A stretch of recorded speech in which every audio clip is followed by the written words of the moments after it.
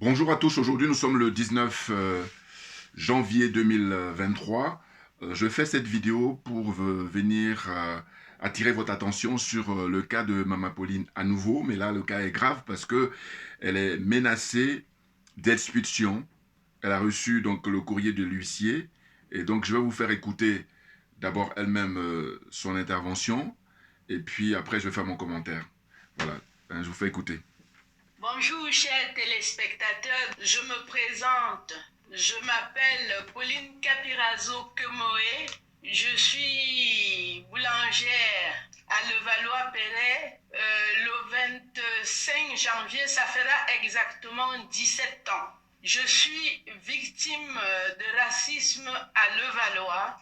Je me suis fait aider en 2019 par la Ligue de défense noire africaine que je ne cesserai de remercier pour son intervention. Le problème a commencé dès 2006 parce que nous sommes entrés le 25 janvier 2006 et tout de suite j'ai senti l'hostilité du syndic de copropriété et les problèmes se sont accrus. Toute la journée, j'avais des personnes qui passaient, qui me disaient des choses juste incroyables. Là n'est pas la place d'une personne de couleur. Allez en Seine-Saint-Denis, sale race, vous n'êtes pas venu en France installer l'activité commerciale, allez faire du ménage. Après 3 ans, j'ai essayé de me faire recevoir 20 fois par M. Patrick Balkany, alors maire de Levallois-Perret, sans succès, 20 fois. Mais finalement, j'ai fait un recommandé avec accusé de réception et là j'ai eu la réponse au bout de 48 heures. Il m'a fait recevoir par son adjoint chargé du commerce en la personne de M. Jean-Yves Cavallini et d'entrée de jeu, il m'a orienté vers une autre question qui n'avait rien à voir avec ce que je traversais, la question raciale. Il m'a juste parlé des prix, alors que les injures que je recevais toute la journée étaient à caractère racial.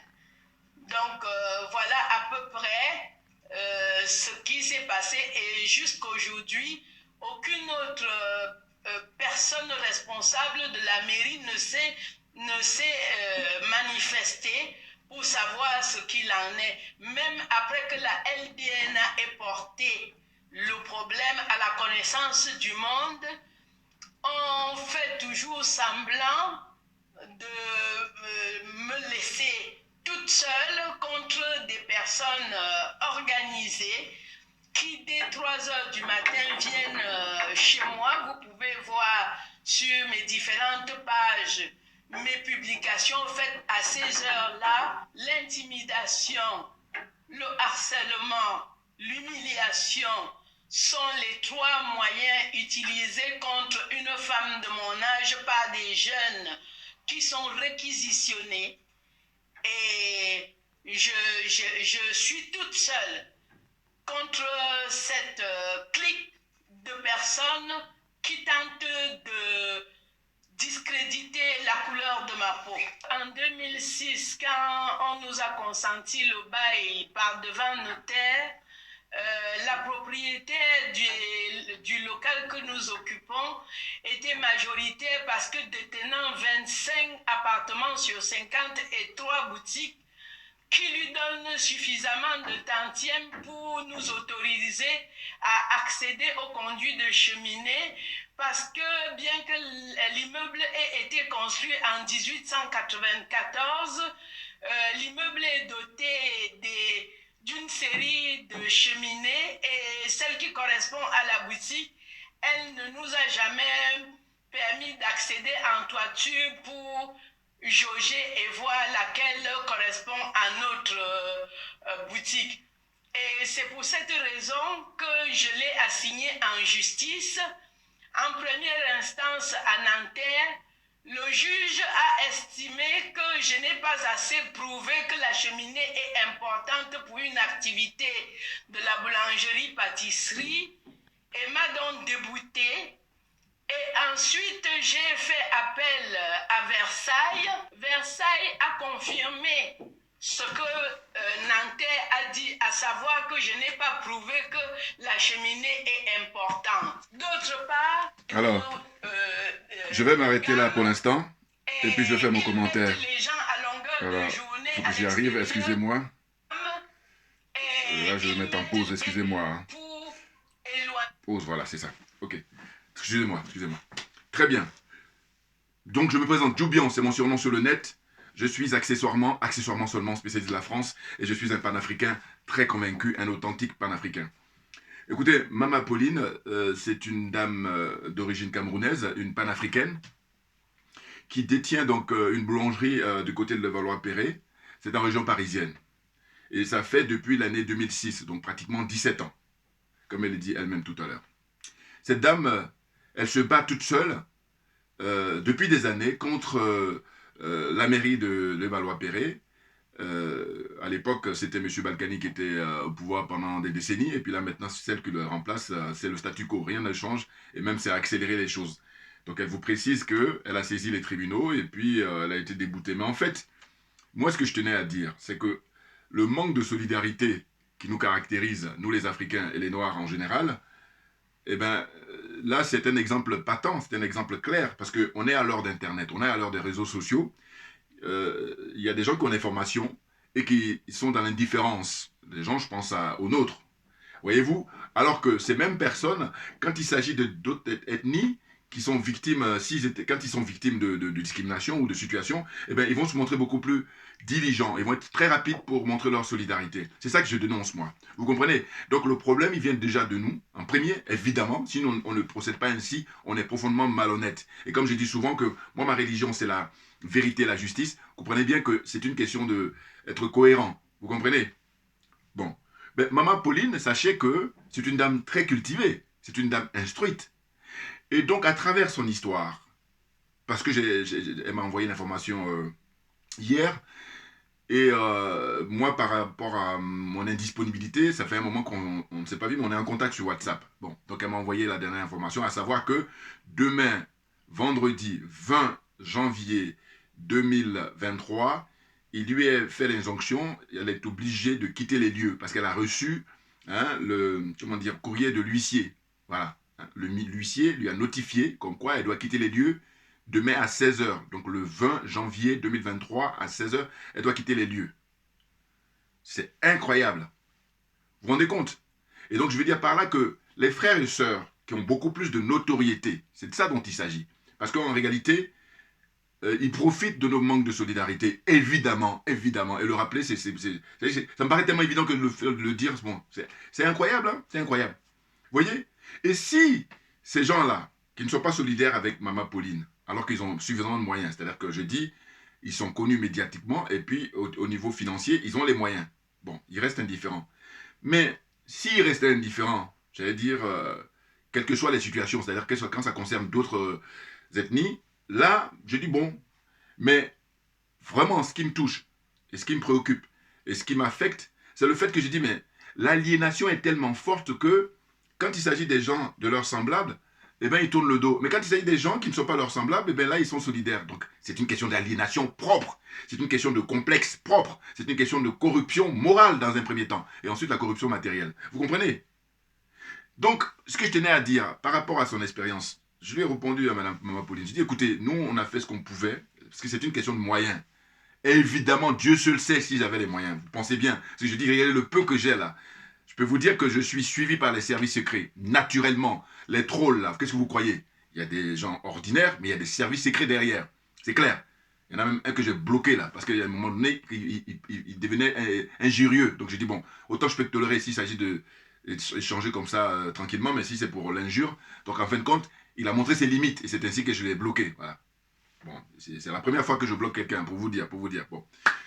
Là, je sais qui c'est. Voilà, je veux dire, c'est des services secrets. Évidemment, évidemment. Non, mais parce que ça se voit. Hein. Bon, à un moment donné, tu dis oui, il dit non. Tu dis non, il dit oui. Tu dis rouge, il dit. Vous voyez? Donc voilà. Donc le but, c'est en fait, t'es découragé. Moi, comme j'ai compris ça, je n'ai pas le temps. Bon, on revient à Mama Pauline.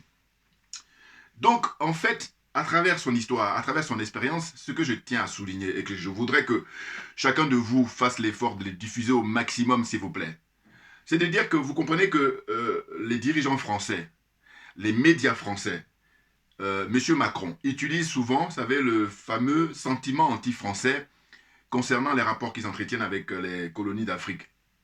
Comprenez, hein? Là, en l'occurrence, les 15 pays là, qui utilisent la monnaie de singe, la monnaie nazie, hein, la monnaie maudite, le franc CFA pour ne pas la nommer. Donc, qu'est-ce qu'ils disent? Il y a un sentiment anti-français. Eh bien, écoutez, j'ai déjà fait des vidéos à maintes occasions dans le passé où j'ai rappelé que, en réalité, ils font une diversion, c'est clair. Mais surtout, à travers l'histoire de Mama Pauline, c'est surtout ça qui m'a poussé à faire la vidéo, même si c'est vrai que j'ai contact avec elle et puis je connais sa situation depuis un certain nombre d'années. Mais au fond, dorénavant, il ne faut surtout pas laisser l'occasion. Pourquoi? Parce qu'en fait, vous savez, j'ai toujours dans la vie la théorie et la pratique. Mama Pauline, c'est la pratique. Quand on parle de sentiment anti-noir, sentiment anti-africain, c'est caractérisé là. Qu'est-ce que vous voulez d'autre? Il y a tous les documents. Hein. Donc, comment dire ça? Elle a fait des vidéos, vous allez sur Facebook et tout ça pour expliquer sa situation. Donc moi, je ne fais que faire un relais. Je fais un relais et je dis encore une fois, c'est par rapport aux moyens dont je dispose. Vous comprenez? Bon. Donc je dis, quand les médias français, quand monsieur Macron dira, à partir de là, hein, bon, moi j'ai toujours contesté évidemment, hein, parce que j'ai donné l'exemple. J'ai dit, écoutez, quand il parle de sentiment anti-français, pourquoi les Français qui sont là-bas en Afrique, pourquoi ils ne font pas des vidéos pour le démentir? Mais parce qu'on dit toujours qu'ils ne disent rien qu'on sent. Donc ils sont d'accord avec les messages comme ça, fausses, hein, de faux messages, excusez-moi, hein, pour induire en erreur tout le monde. Vous comprenez? Donc si on n'est pas bête, et j'ai dit, je refuse qu'on insulte mon intelligence, et faire des vidéos, faire ces vidéos-là, c'est le minimum. Vous comprenez? Là aussi, pareil, je fais le minimum à défaut de pouvoir faire plus. Sinon, si je veux faire plus, voilà, on a gagné du temps. Parce que je dis, une fois que tu as compris pourquoi on perd du temps, moi c'est un truc, c'est vraiment dans la vie de tous les jours, c'est un truc que je ne comprendrai jamais. Il y en a qui existent comme ça. Ils ont compris, ils ont perdu du temps. Non, moi une fois que j'ai compris, il n'y a plus de temps à perdre. Il faut se donner les moyens. Maintenant, il se trouve que parmi nous, il y en a qui ont plus de moyens. Et comme il ne faut rien, c'est là où le bas blesse, c'est là où c'est difficile. Vous comprenez? Donc je dis, à partir du moment où les Français qui vont là-bas, qui vaquent à leurs occupations, qui vaquent à leurs loisirs, hein, ils vont travailler tranquillement, ils vont au loisir, c'est-à-dire aller à la montagne, aller à la mer, surtout à la mer, hein, aller faire du tourisme. Personne ne les agresse, personne ne les empêche de faire tout ça. J'ai dit, comment on peut nous parler de sentiment anti-français? Non, il y a un sentiment anti-politique française. Il y a un sentiment contre l'impérialisme, contre le colonialisme et contre la France-Afrique. Ça, c'est très clair. Et sinon, contre les bases militaires françaises, voilà. Une fois que vous avez enlevé ces points-là, tout le reste, ce n'est que diversion. Hein. C'était que injure de notre intelligence. Donc j'ai dit, nous, en tant qu'Africains, nous, en tant que Noirs, ce qu'il faut dire, c'est que nous, on est victimes ici, j'ai envie de dire 24 heures sur 24, 365 jours, sachant qu'il y a des années bissextiles. Mais ce que je veux dire, c'est que on est victime en permanence d'ostracisme, on est victime de xénophobie, on est victime de négrophobie. Vous comprenez? Donc là, c'est caractérisé, c'est-à-dire qu'on a les preuves. Donc Mama Pauline, je vous dis son expérience, il faut que ça serve au moins à ça. Si ça peut servir plus, tant mieux. Mais au moins que dès que quelqu'un vous sort l'histoire des sentiments anti-français, bon, est-ce que vous connaissez l'histoire de Mama Pauline? Vous dites ça à la personne. Bon, s'il dit non, dites, bon, on va te sortir le dossier. Vous allez sur Internet, vous tapez hein, Mama Pauline, Levallois-Perret. Voilà. Vous allez voir tout de suite, hein, il y a beaucoup de vidéos qui ont été faites depuis hein, des années. Voilà. Là, vous montrez ça à la personne, vous lui dites, bon, voilà, qu'est-ce que tu en penses? Cette dame, elle a une boulangerie hein, à Levallois-Perret, qui n'est même pas... Bon, c'est vrai que Levallois-Perret, c'est quand même une banlieue, comment dire, classe. Hein, encore que, pour vous dire que, moi qui habite ici depuis 40 ans, hein, il y a des banlieues beaucoup plus huppées. Mais cela dit, il y a quand même... Hein, les gens qui habitent là-bas, ils ont un certain niveau de vie, un niveau social. Voilà. Tout est relatif. Mais si on compare effectivement avec là où on l'encourage à y aller, c'est-à-dire Saint-Denis et tout ça, voilà, on est sûr que dans les quartiers populaires où il y a principalement des Arabes, des Noirs et tout ça, voilà. Mais moi, ce que je tiens à dire, c'est quoi? C'est que je dis, écoutez, elle est jalousée parce qu'en fait, en tant que Noire, il faut savoir que elle est mariée avec un Italien. Son mari, son époux, c'est un Italien. Et quand ils se sont installés en 2006, au début, les gens qui venaient la voir croyaient que c'était elle l'employée. Et du coup, ils avaient une certaine sympathie. Comprenez? Regardez un peu. Quand je vous dis que je suis spécialiste de la France, accessoirement seulement. accessoirement, parce que tout ces trucs-là, j'ai tellement compris. Ah, mais c'est impressionnant. Ouais. Donc, c'est lui qui veut entendre, donne-moi des exemples, puis je te fais les démonstrations de A à Z. Ah oui, j'ai pris le temps, justement, avec mon année d'expérience. Il y a des gens, ils vont jamais comprendre, parce qu'il faut être disposé. Voilà, il faut être disposé, et puis il faut être disponible. Donc, ce que je veux dire, c'est quoi? C'est que je dis, Maman Pauline, donc, euh, les gens croyaient que c'était elle qui était employée. Donc, ils faisaient des confidences en lui disant, écoutez, parce qu'ils croyaient que son époux était son patron, et puis elle était une simple employée. Alors que ce n'est pas le cas. Elle est patronne, hein, puisque c'est son époux, voilà, donc ils ont ça en commun, et c'est même elle-même qui gère plus, parce que son époux, pour des raisons de santé, n'est pas toujours disponible. Voilà, vous comprenez? Donc petit à petit, alors qu'au départ ils étaient avec la sympathie pour elle, dès lors que dans leur esprit, ils croyaient que c'était elle l'employée. Mais maintenant qu'ils ont su par la suite que non, non, non, elle n'est pas employée, c'est elle qui tient la boutique, c'est elle qui tient la boulangerie, c'est elle la responsable. Et bien là, ils ont commencé à lui pourrir la vie. Vous rendez compte? C'est ça le problème. Et tout ça, c'est moi qui me donne la force pour faire des vidéos. Quand je dis donne la force, c'est dire que je ne supporte pas l'injustice. Et là, c'est caractérisé, c'est-à-dire qu'on ne parle pas de futilité, là. C'est sérieux. Hein? Cette dame, qu'est-ce qu'elle demande? Qu'on la laisse travailler. Or, qu'est-ce que je veux dire par là? C'est que les Français, les leucodermes, qui sont là-bas en Afrique, qui sont en Côte d'Ivoire, qui sont au Sénégal, qui sont au Gabon, qui sont au Congo-Brazzaville, Congo-Kinshasa même si vous voulez, hein, dans toute cette zone-là, hein, dans toute l'Afrique même en général, et puis on va prendre la zone CFA, hein, qui sont au Bénin, qui sont au Tchad, qui sont au Cameroun, Cameroun dans son pays, voilà, là ce serait même intéressant, son pays d'origine. Vous comprenez? Ces gens-là, ils ont même très souvent beaucoup moins de qualifications qu'elle. Elle est très qualifiée, elle était cadre dans son pays avant de venir s'expatrier ici, hein, en France. Voyez? Donc je vous dis, c'est une dame qui est très cultivée. Moi, j'ai eu l'occasion d'échanger avec elle sur la géopolitique et tout ça, mais c'est impressionnant, ses connaissances. Vous voyez? Donc, on a ces problèmes-là qu'on rencontre. Elle n'est pas la seule, on me dira, mais sauf que elle, son cas est très intéressant. Mais oui, parce qu'au fond, je veux dire, on peut reprocher souvent à des gens, dire qu'ils n'ont pas de boulot, mais elle a du boulot. Voilà. Elle, son mari, ils ont acheté ça, ce bail-là.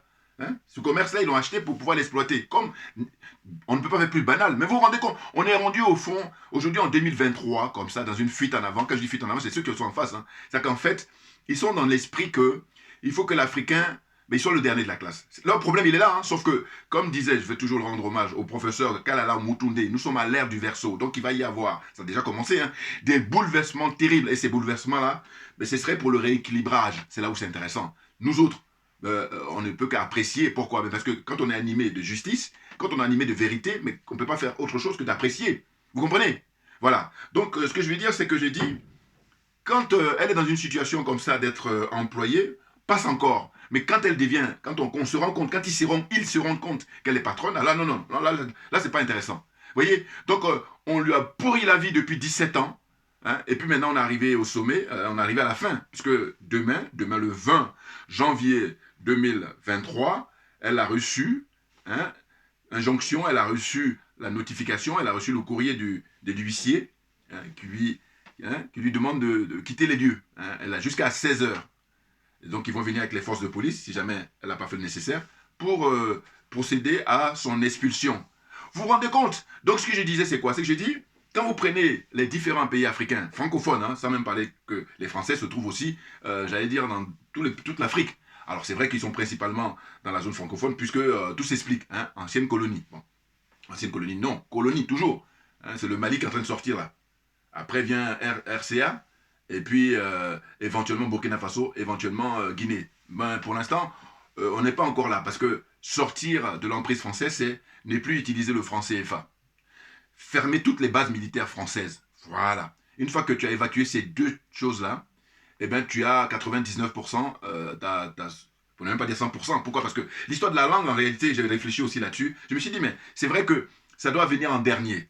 Même si c'est vrai qu'eux, ils peuvent se targuer, c'est leur problème. Parce qu'en fait, ce que j'ai pensé, et c'est très rapide comme réflexion, c'est de dire, mais écoutez, la Suisse, on parle le français en Suisse, pas seulement, mais on parle aussi le français. Eh bien, pour autant, la Suisse est souverain, c'est un pays souverain. Eh bien, au Canada, ils parlent le français, ils sont souverains. En Belgique, ils parlent le français, ils sont souverains.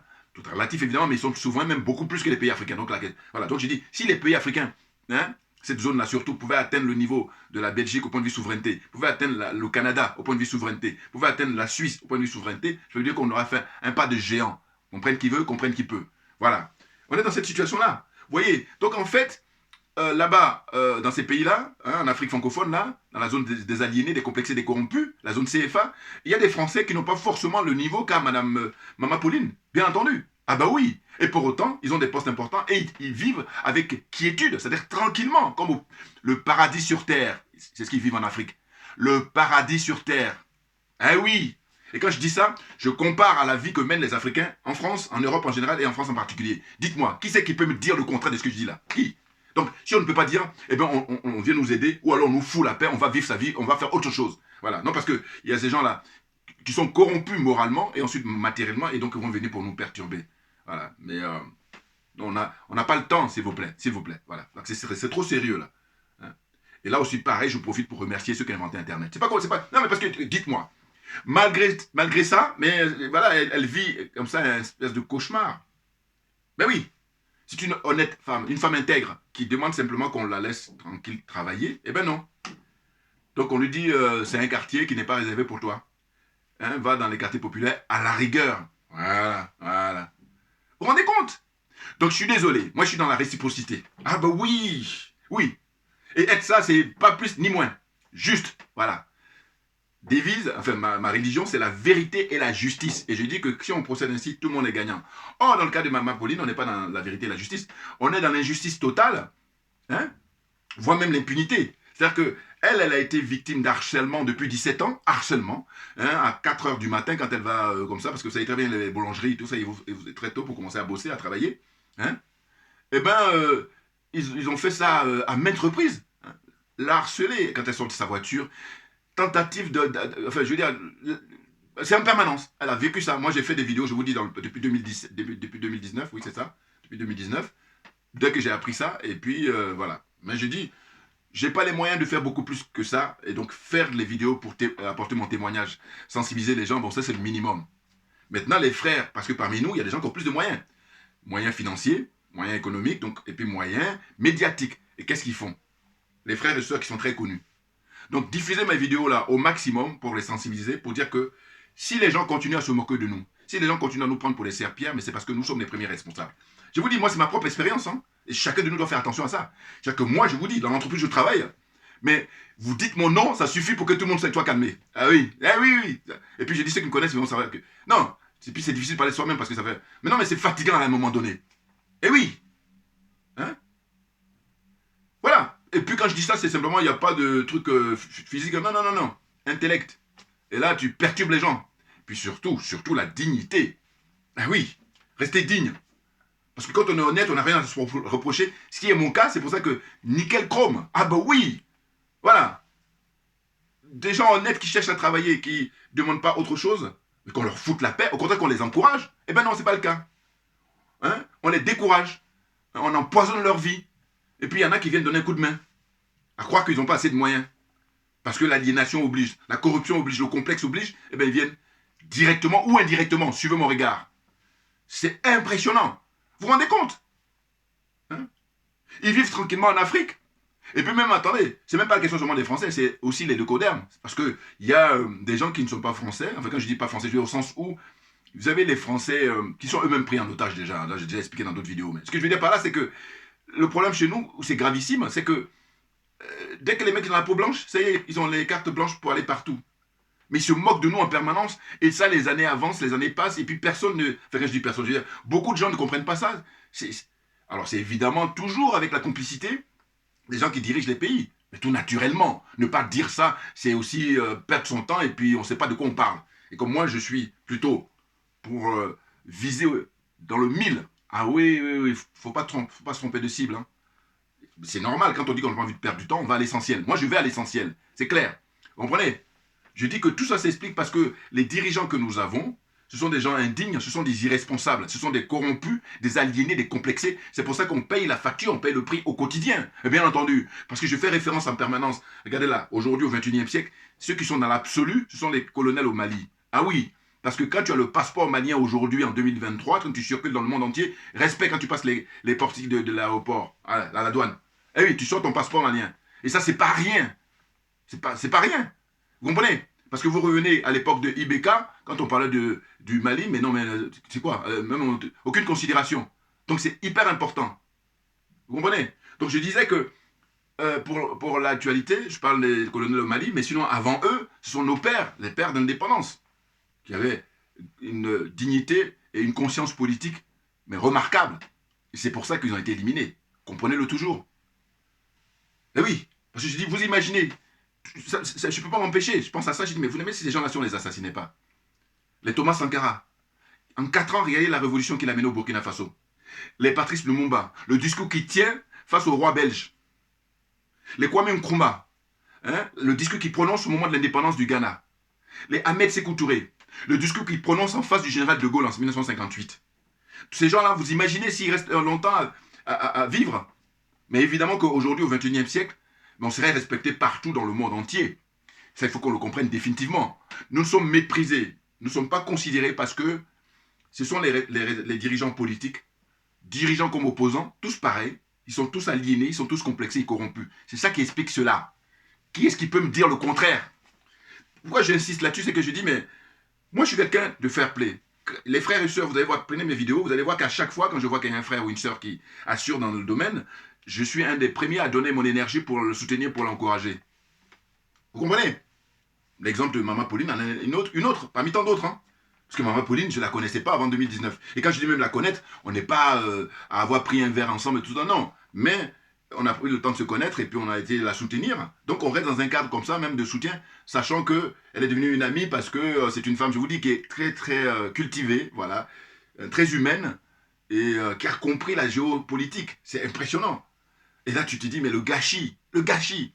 Et donc qui est premier responsable? Mais Paul Biya. Paul Biya, il est sardinard, bien entendu. Voilà. Hein? Et quand je dis Paul Biya, j'entends le Cameroun. Puis quand on regarde Côte d'Ivoire, c'est Alassane Dramane Ouattara et compagnie. Et puis aussi l'opposition. M. Laurent Gbagbo, M. Konan Bédié, sont tous conjointement responsables.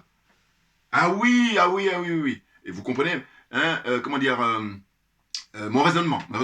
Je vous dis, les pères d'indépendance, on les a enlevés en vie, on les a assassinés, c'est pour ça qu'on est en train de payer le prix. Et là, il faut soutenir tout simplement les colonels au Mali. Parce que je vous dis, pour l'instant, ils font du sans faute. Parce qu'en peu de temps, regardez qu'est-ce qu'ils ont réalisé. En peu de temps. Quand on sait que des Sassou Nguesso restent au pouvoir depuis des décennies, il n'y a rien, c'est même moins 30, moins 35. Les Paul Biya au pouvoir depuis 40 ans, c'est moins 40 ans. Moins 40 ans que le Cameroun a perdu. Qui encore que je vais citer?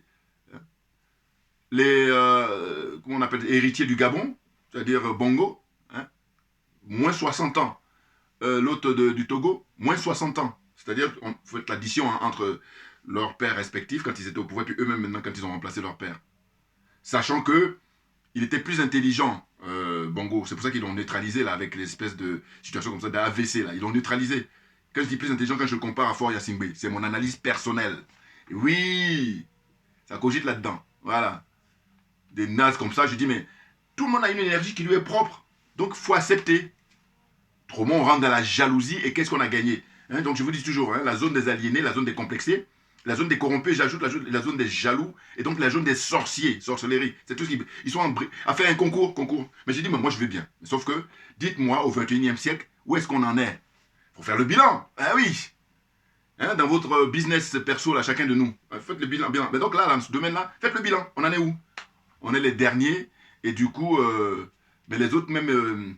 ils n'ont même pas besoin de mettre beaucoup d'énergie parce qu'ils voient qu'on fait le boulot pour eux. C'est quelque chose qui est naturel. Tu veux faire quelque chose, et puis il y a quelqu'un qui est avant toi. Et ce que tu veux faire là, il le fait, et il me fait même bien que toi ce que tu voulais faire, et puis ce serait à ton bénéfice. Mais dites-moi, il y en a combien qui vont dire non, non, pousse-toi? Non, au contraire, vas-y, je t'encourage. Et c'est ce qu'ils font. Et par contre, c'est les miettes qu'ils ont en retour. Ces gens-là, les dirigeants d'abord, et ensuite les frères qui sont connus et qui sont corrompus. Les chanteurs. Là, je ne citerai plus les noms, parce que je ne sais plus. J'ai cité, mais je vais dire que vous avez compris très vite. Les gens du showbiz, les sportifs, les gens qui ont beaucoup d'argent. On est à l'heure du numérique, donc je dis, il n'y a pas d'excuse. C'est pas possible. Quand Internet n'existait pas, oui. Parce qu'on peut toujours dire, ah, je n'étais pas au courant. Mais là, beaucoup sont au courant de la situation de Maman Pauline. Simplement, ils font ça. Simplement, ils font ça. Simplement, eh ben, ils sont indifférents. Et c'est pire que tout. Ah, il n'y a rien de pire que l'indifférence. Hein? Et oui. Et je vais là reprendre le propos de Norbert Zongo, qui disait de son vivant, grand journaliste d'investigation de Burkina Faso, que la pire des choses, ce n'est pas la méchanceté des gens mauvais. C'est-à-dire, ce n'est pas la méchanceté des gens qui nous font du mal. de nos adversaires. La pire des choses, disait-il, mais c'est le silence des gens bien. C'est l'indifférence des gens bien. C'est l'indifférence des nôtres. C'est le silence des nôtres. C'est ça la pire des choses. Vous comprenez? Voilà, donc je vais m'arrêter là aujourd'hui, sachant que j'aurai l'occasion de revenir une autre fois. Pour l'instant, je n'ai pas trop disponible, mais quand je serai disponible, c'est sûr que je vais faire une vidéo conjointement avec elle, avec Maman Pauline. Ça, c'est clair, je vous fais la promesse. Bien entendu. Oui, oui, oui, parce que là, c'est parce que je ne suis pas disposé, hein, comme ça. Je n'ai pas vraiment le temps, mais quand l'occasion va se présenter, je vais faire une vidéo avec elle conjointement, comme j'ai pu le faire d'ailleurs précédemment. Si vous regardez mes anciennes vidéos, j'ai pu déjà faire des vidéos en allant directement là-bas dans sa boulangerie. Et je l'ai interrogée, et puis elle a pu expliquer sa situation. Mais là, en introduction, vous voyez, ce que j'ai montré tout à l'heure, je vous dis, c'est une dame qui est cultivée, qui a un certain niveau. Et puis là, simplement, personne voilà. ne m'empêcher ainsi de faire ma recette. Le seul moyen de me retirer mon bail étant la clause résolutoire exactement comme avant l'arrivée de la Ligue de défense noire africaine en février 2019 étant de faire le siège de mon activité toute la journée. En 2019, en 2020, au plus fort du Covid, il était toujours organisé contre moi le siège de l'activité et il s'est passé 2 mois impayés sur lesquels ils se sont appuyés pour présenter au juge de référé le non-paiement de 2 mois et ils l'ont obtenu en avril 2021. Et à ce stade, nous sommes chez le juge des expulsions. C'est pour cette raison que je demande à tous les juristes épris de justice de me venir en aide pour dénouer cette organisation de tricherie et de tromperie de la justice. Et certaines personnes m'ont dit de m'adresser à Maître Juan Branco qui aide les personnes en situation difficile comme tel est mon cas.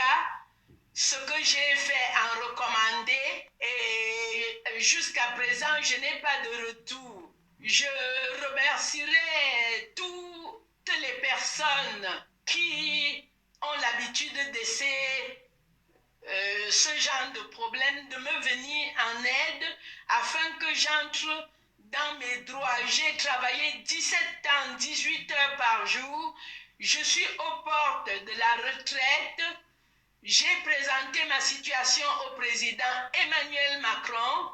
J'ai présenté ma situation au ministre de la Justice et à Madame Agnès Dumas, maire de la commune dans laquelle j'exerce.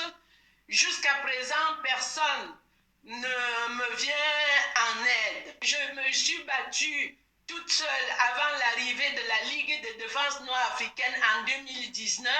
Et depuis 2019, je suis seule depuis le départ de la Ligue. Et pire, depuis la dissolution de la Ligue, je n'ai personne pour m'aider.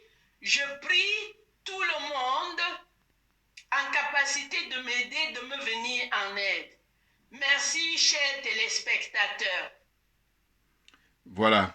Vous voyez, elle dit qu'elle a remué ciel et terre, hein, c'est-à-dire que on ne peut pas lui reprocher de ne pas avoir pris contact même avec M. Macron, le cabinet de M. Macron. Bonjour. Vous voyez? Et malgré tout, il n'y a rien. Elle a contacté, mais vraiment, tout ce qu'on pouvait contacter, quand on a contacté Emmanuel Macron, qui est le président de la France, eh ben, excusez-moi, mais peut-être après, ce qu'il va vous rester, c'est saisir la Cour européenne des droits de l'homme. Enfin bon.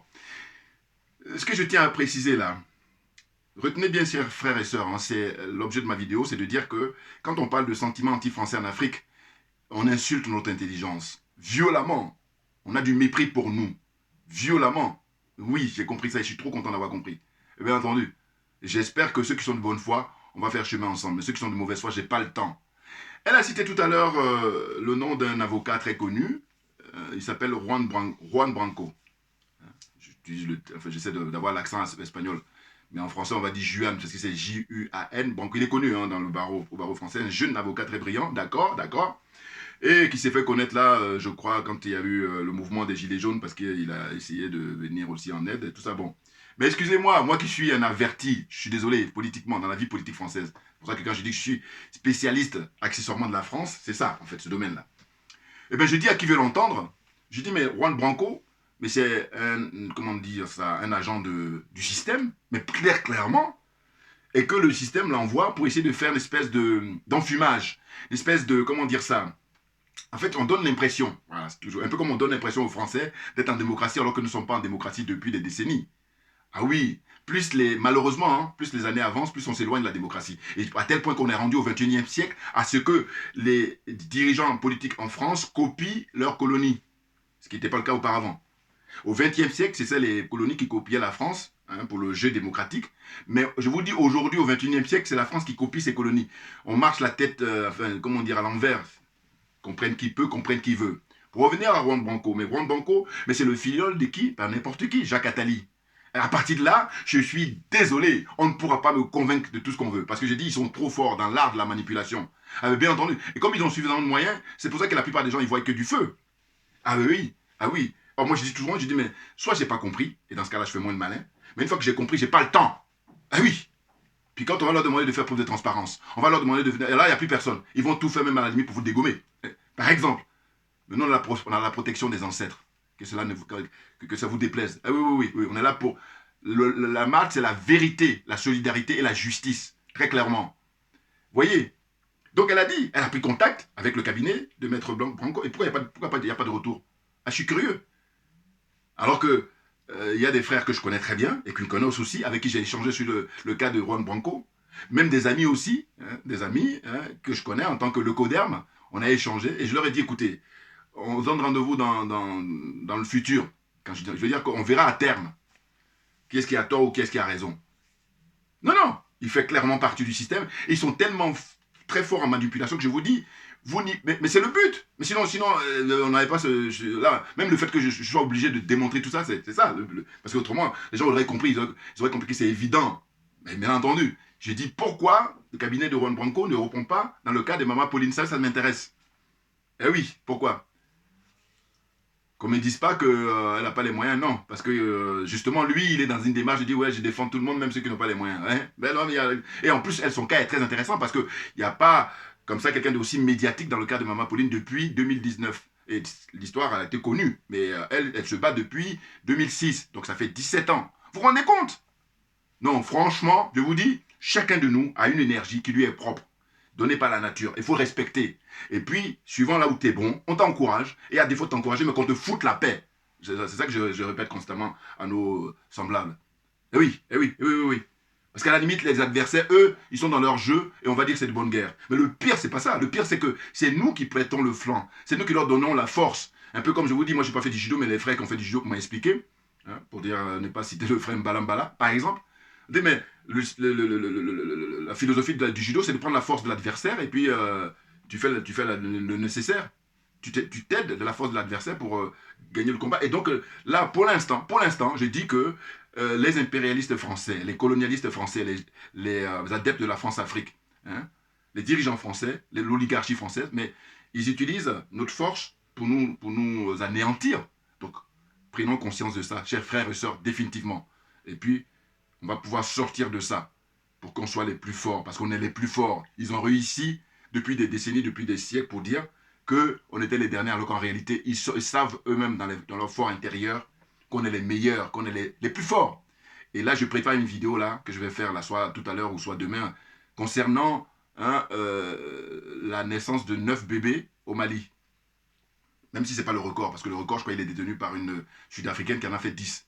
Mais c'est quand même notable pour peupler l'Afrique, parce qu'il faut peupler l'Afrique, c'est un continent qui est le plus vaste qui existe au monde. Plus de 30 millions de kilomètres carrés. Qui dit mieux? Qui dit mieux?